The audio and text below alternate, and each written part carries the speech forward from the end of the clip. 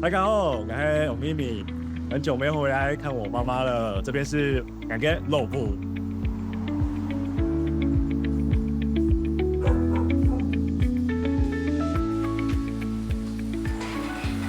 好沒？看轉來了。哦，轉來啊。對啊。來準備700，那是700。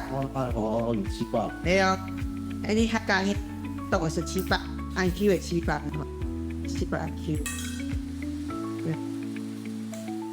媽，你上次那個7-Eleven裡面分啊，很多人留言很多，你有看到嗎？有啊。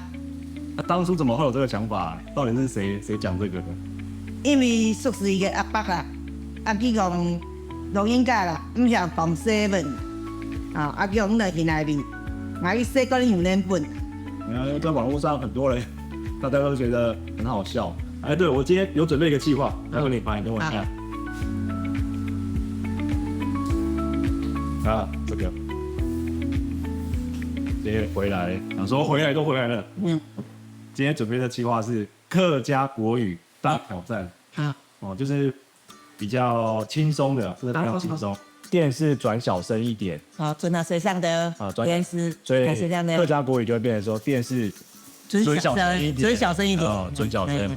你幫我拿這個，然後你來問我，然後我們來搶。我們要做幾點？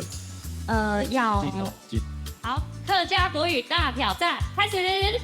第一個，客家人不會說把電視轉小聲一點，他會說電視轉小聲一點。客家人不會說把燈關掉，他會說關掉。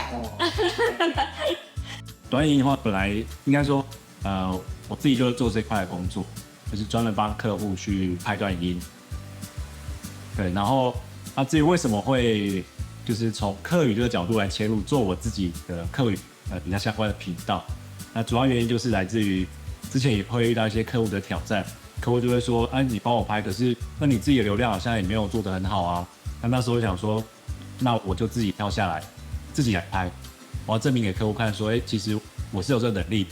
那有一天回來的時候，我就很自然就找我媽說，媽，我來拍一下這個好了，對，要不然你坐那邊，對，然後我坐這裡，對。然後那時候一開始也擔心媽媽說會不會一開始怕不好意思露臉，所以讓媽媽露出她的一雙腿，對。然後呢，那反正就很自然的互動，請我太太拍然後很快也就拍出來之後，上傳之後發現，哇，就是太恐怖了，這個在瞬間讓很多人看到。要拿那個轉架，那這樣子，就互動多很多。對，因為就是要問他們一些客語的詞，我除了上網去找之外，就是直接問到爸媽是最快的。對，那也要問他們這個發音是怎麼發？對，因為這些詞我都聽得懂，但是要發出來的時候，其實一開始真的是有些難度在。對，因為平常沒有講的習慣。對，然後但也因為這樣的關係，就是會跟他們多了很多親子之間的互動。